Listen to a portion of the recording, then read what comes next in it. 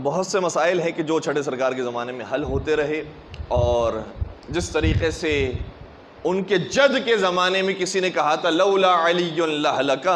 اسی طریقے سے ان کے زمانے میں بھی کسی نے کہا لولا السنتان لہلک النعمان، اگر 2 سال شاگردی امام صادق میں نہ ہوتے تو نعمان ہلاک ہو جاتا۔ نعمان کون ہے؟ نعمان وہ ہے کہ جیسے آج دنیا امام اعظم کہتی ہے، امام ابو حنیفہ کا اصلی نام نعمان بن ثابت بن زوتی ہے، تو وہ جسے دنیا امام مانتی ہے ذرا ان کی مان بھی لیتے ہیں تو پتہ چل جاتا کہ وہ جن کے شاگرد ہیں انہیں امام جعفر صادق علیہ السلام کہا۔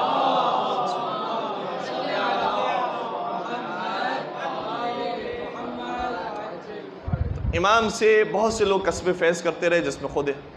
ابو حنیفہ بھی شامل ہیں، اور کئی سارے واقعات ہیں، بہت سارے واقعات آپ نے یقیناً سنے ہوں گے، لیکن میں چند ایک واقعات کا ذکر کرنے کے بعد ایک شاگردہ کا ذکر بھی کروں گا۔ امام کی خدمت میں جب ابو حنیفہ آئے تو ایک سوال کیا، امام نے بتاؤ کہ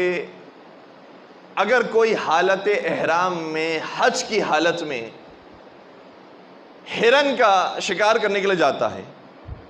اور ہرن کے شکار میں اس نے ہرن کے 4 دانت جسے ربائی کہا جاتا ہے توڑ دیے، تو اس کا کفارہ کیا ہے؟ اچھا، بظاہر بڑا مشکل سوال ہے یہ، کیونکہ حج پر ہر کوئی نہیں جاتا ہے، سال میں 1 مرتبہ حج واجب ہوتا ہے، اس لیے مسائل اس کے اتنے آسانی سے معلوم نہیں ہوتے۔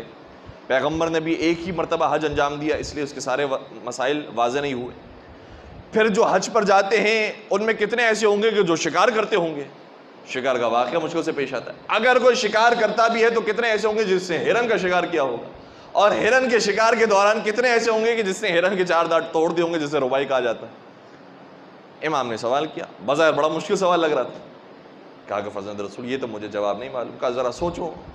شاید کسی حدیث کے اندر، اگر حدیث میں نہ ملے تو آپ کے یہاں تو دائرہ بڑا وسیع ہے، آپ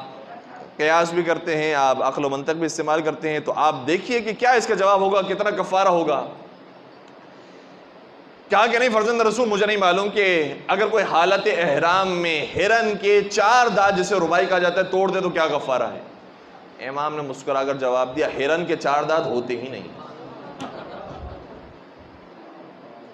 ہرن کے وہ 4 دانت ہوتے ہی نہیں ہیں کہ جس سے ربائی کہا جاتا ہے، وہ انسانوں میں ہوتے ہیں، ہرن کے اندر وہ ربائی کے 4 دانت ہوتے ہی نہیں ہیں۔ پھر ایک مرتبہ امام نے ایک اور سوال کیا، کہا یہ بتاؤ کہ عورت کمزور ہے یا مرد کمزور ہے؟ کہا کہ فرزند رسول عورت کمزور ہے۔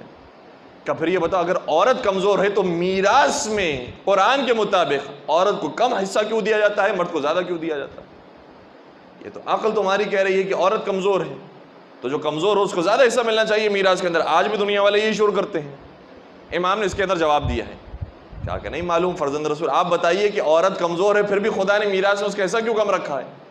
کہا بات بہت آسان ہے، مرد کو حصہ زیادہ اس لیے دیا ہے کیونکہ مرد کے اوپر صرف اپنی ذمہ داری نہیں ہوتی، عورت کی بھی ذمہ داری ہوتی۔ کہ مرد کا حصہ زیادہ اس لیے رکھا ہے کیونکہ مرد صرف اپنا پیٹ نہیں بھر رہا ہوتا، اپنی بیوی کا، اپنے بچوں کا نان و نفقہ بھی دے رہا ہوتا ہے، اس لیے اس کا حق میراث کے اندر زیادہ رکھا گیا۔ عورت کی کمزوری کو نہیں دیکھا گیا ہے، عورت کو چاہیے کہ ہمیشہ اپنے مرد کے ساتھ رہے، یا اپنے باپ کے ساتھ یا اپنے شوہر کے ساتھ، مرد کے ساتھ رہے، اور اس لیے مرد کا حصہ زیادہ رکھا ہے تاکہ وہ اپنا بھی خرچہ اٹھائے اور جو ان کے بلونگنگز ہیں ان کا بھی خرچہ اٹھائے۔ امام نے ایک اور سوال کیا، یہ بتاؤ کہ عقل مند کسے کہا جاتا ہے؟ بڑا پریشان ہو گیا۔ حقیقت تو یہ تھی کہ دل تو یہ کہہ رہا ہوگا کہ آپ ہی کو عقل مند کہا جاتا ہے،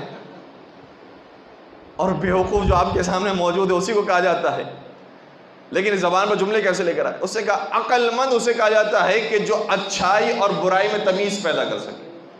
عقل مند اسے کہا جاتا ہے جو دوست اور دشمن کی پہچان رکھتا ہو۔ ویسے تو بظاہر بڑا اچھا جملہ کہا ہے، لیکن امام نے فرمایا کہ یہ عقل مند کی پہچان نہیں ہے، اور آگے ارشاد فرمایا کہ یہ جسے تم کہہ رہے ہو کہ یہ عقل ہے،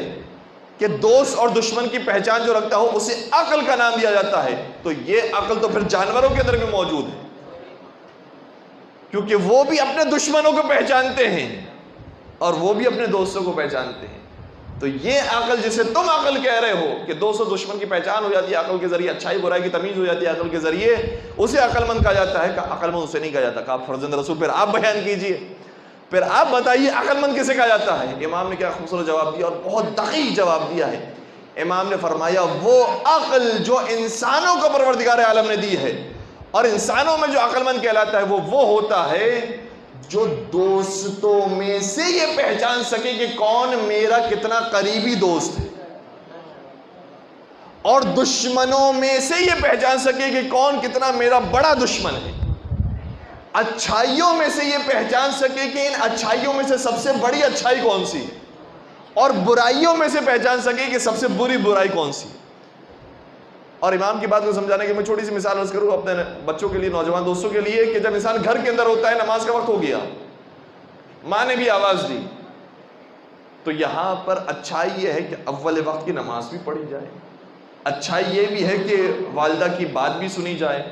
اور اگر والدہ کے ساتھ ساتھ زوجہ نے بھی کوئی کام دے دیا ہو تو وہاں پر ان کی بات ماننا، ان کی بات رکھنا وہ بھی ضروری ہو جاتا ہے. تو اچھائیوں کی ایک فہرست ہے،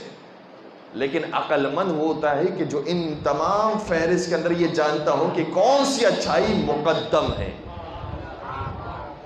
اور کسے پہلے انجام دینا ہے اور کسے بعد میں انجام دینا ہے. درود پڑھ دیجئے محمد و آلہ محمد.